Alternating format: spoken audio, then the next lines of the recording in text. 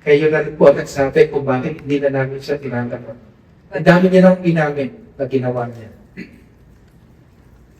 Meaning, our panel of prosecutors will study everything.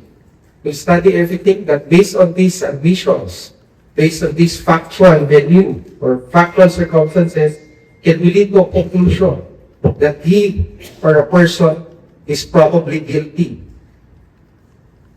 of a particular crime.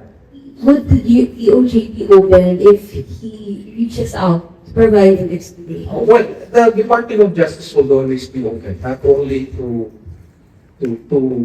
victims or Filipinos seeking redress of their grievances. We are also open to anyone who will bring in or put forward facts and information that will help us fulfill our mandate. Tandaan niyo ang mandato ng Department of Justice, ipakulong daw, ipakulong.